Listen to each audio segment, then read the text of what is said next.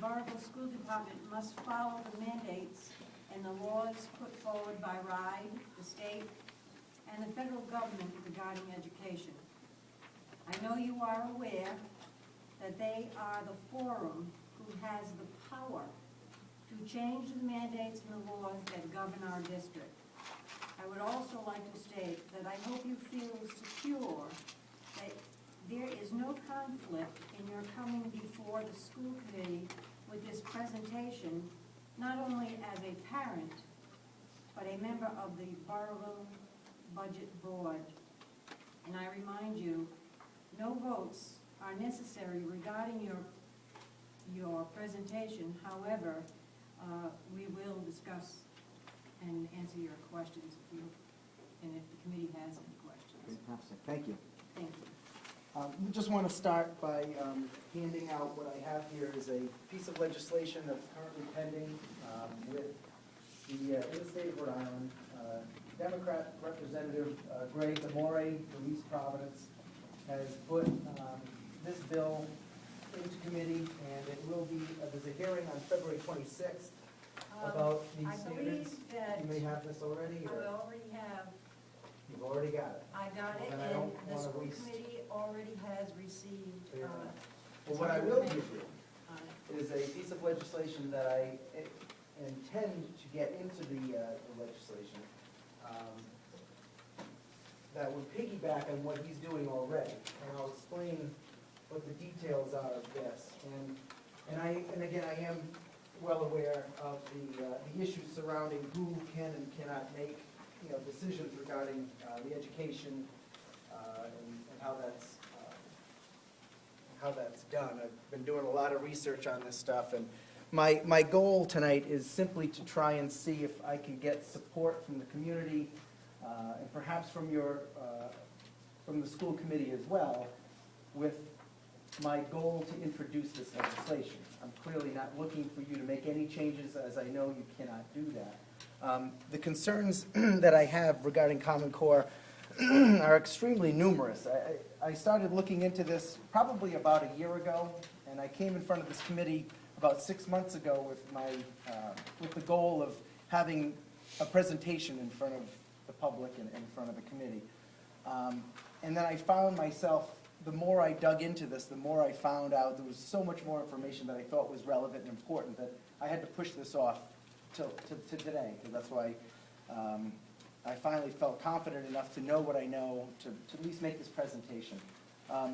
I just want to kind of give you a brief background about what I found out about how the standards were implemented and how they've transitioned to where they are today.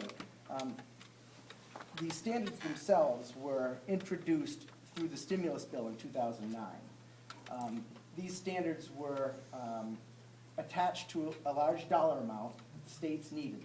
The U.S. Department of Education was given over $50 billion to implement these standards. The money was given to the state of Rhode Island. The people involved and who had the authority to sign off on it were the governor and the Department of Education. There was no, they say there were some hearings on this and there was some public input. I sort of question how much we were made aware of that, I don't know. But at any rate, the legislature was not involved. There was no approval through the General Assembly whatsoever. So these standards were sight unseen. They hadn't even been written at the time. So we went ahead and accepted standards that we didn't know what we were getting because we needed the money. I mean, you could understand the pressure that the state was under to accepting these. So I move along. I have a general outline about some of the standards that I've found, and there's some experts on this that have some questions about them. I've had a chat with Dr. Pilata, and he's assured me about the standards, and the curriculum that you're developing is solid within the community. So I'm not too concerned about that necessarily on a local level, but with respect to some of the experts that I've heard testimony about some of these standards and where they came from is where I begin to have some concerns. When the Obama administration put this task force together to review the standards, they were made up of a number of different people from academia and corporations and people who've had experience with education. But there were only 2 people on the committee that actually had teaching experience. There was a Dr. Sandra Stotsky from Massachusetts, who wrote the English Language Arts Standards in Massachusetts, and if anyone knows Massachusetts, they're doing very well. The other was Dr. Milgram from Stanford University, and he has experience in teaching math and at many levels. So those are the two people that refused to sign off on these new standards, saying they were not, despite what they called rigorous. You hear the word rigorous used all the time, but that's more of a marketing technique. So when you hear the word rigorous, you think Common Core. So those two things go hand in hand, but the point is, the people that have had the experience in the classroom felt that these standards were not appropriate for children at the younger ages, and then as you move forward to the higher grades, they're not asking students to be as well prepared as they could be or have been in the past under different sets of standards in different states. And I understand the concept of making everybody on the same page nationwide. I can appreciate that effort to try and say that the student in one state shouldn't be that far off from a student in another state. But if it means that students are not going to be achieving the same level of learning and they're not going to be ready for college and some of the STEM careers, and I mean, there's so much in terms of curriculum, and that's not really my focus, but I just want to point out that some of the experts that I was looking at who were sitting on this board are saying that these standards are not appropriate. At least they didn't feel that they were, and I don't know enough to comment more than that, but to say that I look to these people who seem to have credibility and suggest to me that there's something more to it there. Moving on to the things that started to really raise my eyebrows was related to data collection. The data collection aspect of this is tied to Common Core. I went into and I have,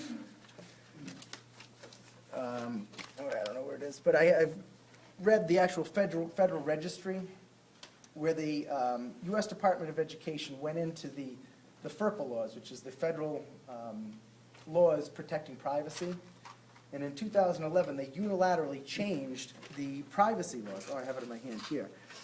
It's on page 75,606, and as a matter of fact, I read all of this, which is absolutely ridiculous. They had discussions with respect to changing what they call, terms identified by the commenters, because people would comment about different headings and different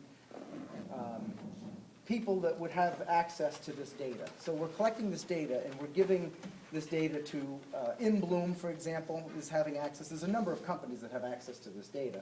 But when it came, they had concerns about what is evaluation and audit and research and legitimate educational interests and compliance activities and enforcement activities. And so in the discussion, they said the terms identified by the commenters are not defined in FERPA, and the department did not propose to define them because we did not wish to define them in ways that would unnecessarily restrict educational community. So gaining access, they're trying to expand the number of people who have access to this data. So, I mean, as teachers will attest, you're inputting all sorts of data, and this data is being transmitted to the Department of Education as a requirement, because Race to the Top said you have to compile all this data. And this data includes socioeconomics, substance abuse information, foster parent information, immigrant status, ADH, medical issues. I mean, anything from, they'll even identify your home address and your skin color, your eye color, your race, all of this data, and it's not through one source. It's compiled, at least the Department of Education is interested in getting it.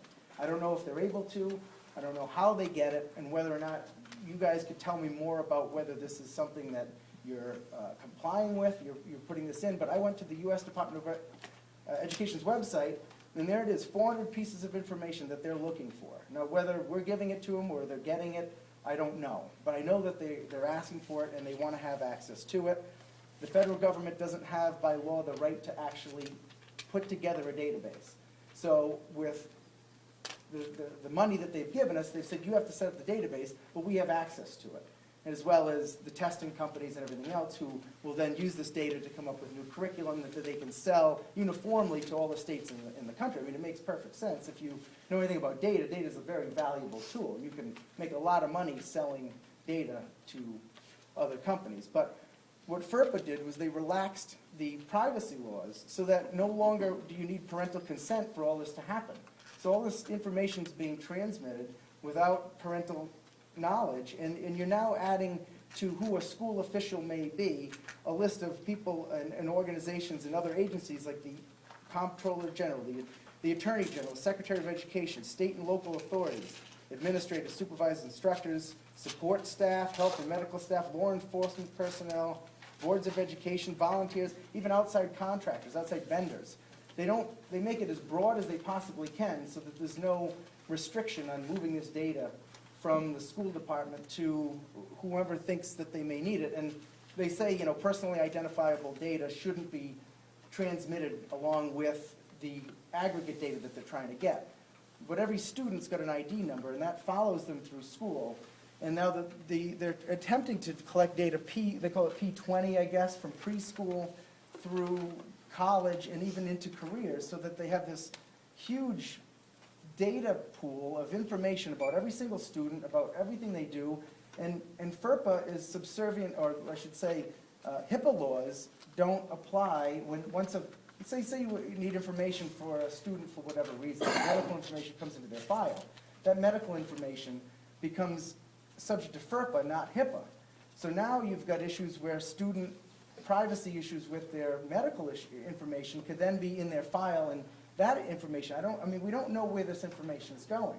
So, and even if we did understand where it's going, the subject to the breach of data is where I begin to really find that we should all be very concerned about it, because and this just happened in New York, and it's going to continue to happen, because data breaches are happening all the time. Target is a perfect example.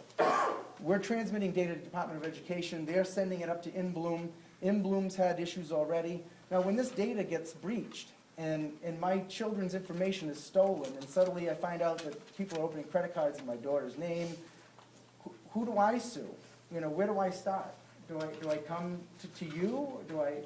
Is it the superintendent? Is the teacher administering the test? You see how the problem can be with this data can cause a lot of, just from a practical standpoint. From a personal perspective, I think this is, it's outrageous to me personally. But just from a practical perspective, I'm saying to you that maybe you can get behind legislation that would at least stop this for now. Mr. Allen, and that's, if I may. yes, you may. You're talking about HIPAA laws and HIPAA laws. I thought you were going to be talking more about Content. The Common Core standards, our state standards, and you seem to be more on data collection rather than what I expected. Okay, well, I did give you an outline of some of the things I was Yes, going you to did. discuss. And the thing that I did mention is the thing that really gets me upset. So I've transitioned from some of the issues with respect to the Common Core standards and to something that I think I have some serious concerns about, because this is something that's personal to me and something that I think should be personal to everybody else.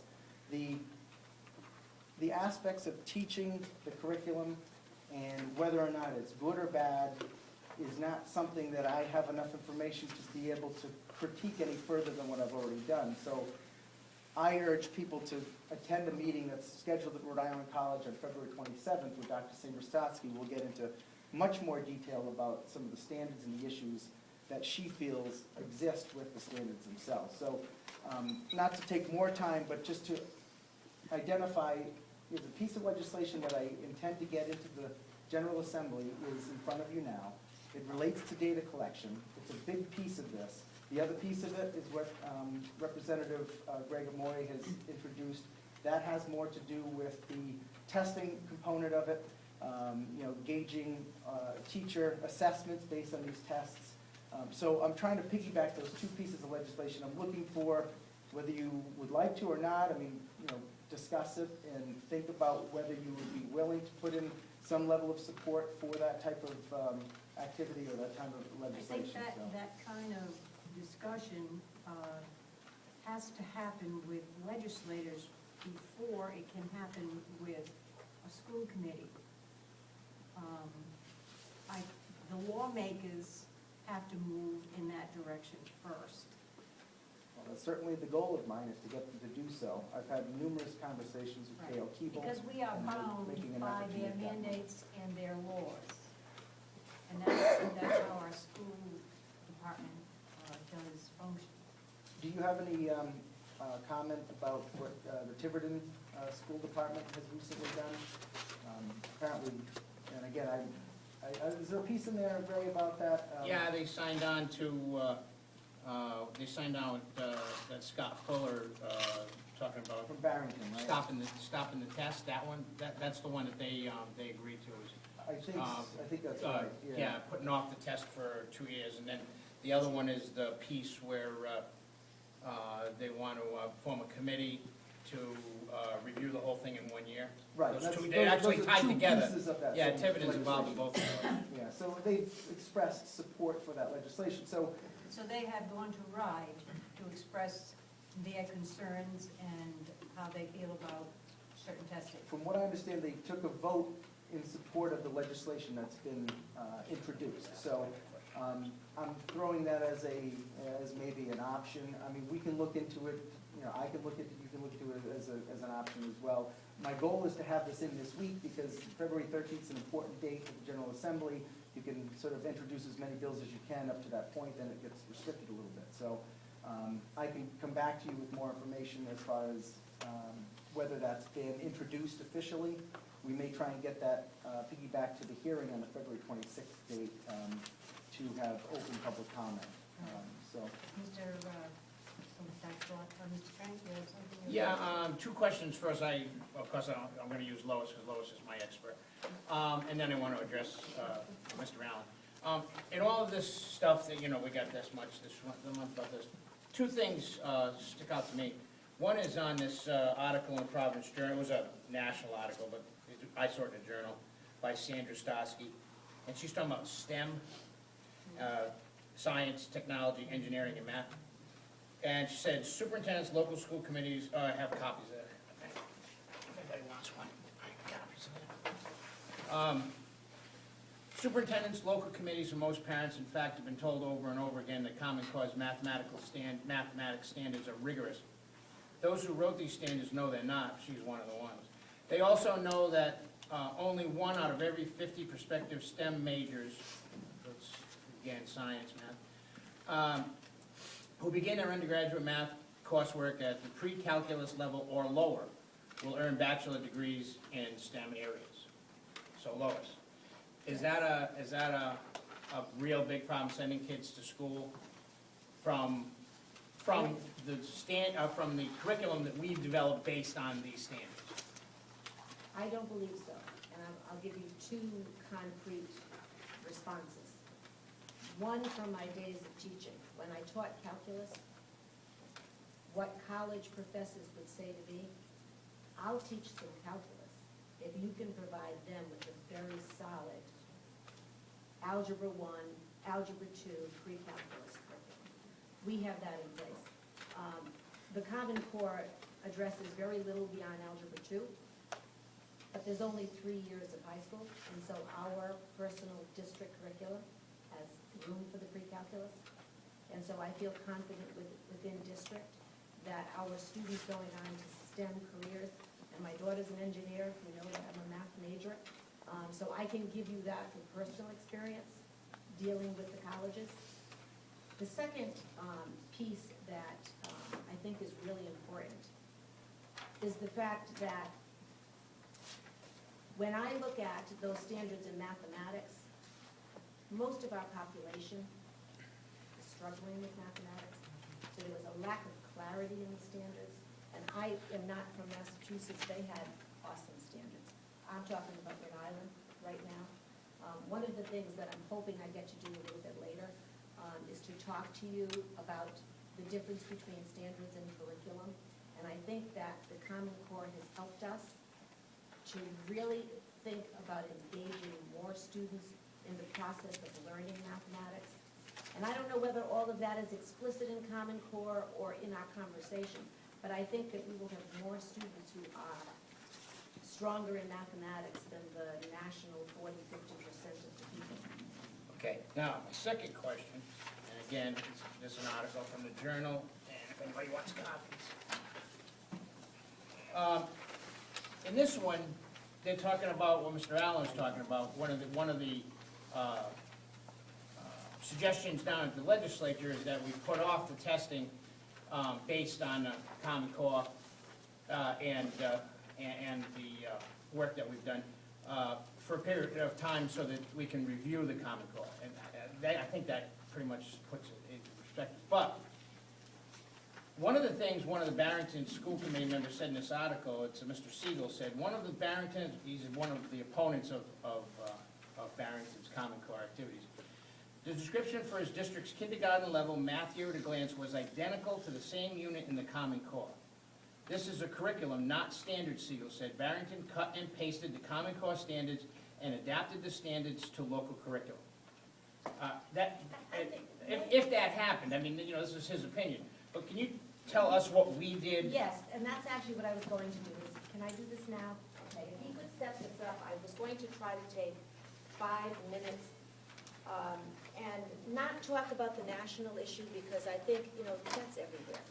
Those issues are huge, they're broad, but there's a district reality. And I'd like to just step back and talk about that district reality and kind of give you, so I love your question, because that's the one I kind of asked myself. And so if we can get onto the internet.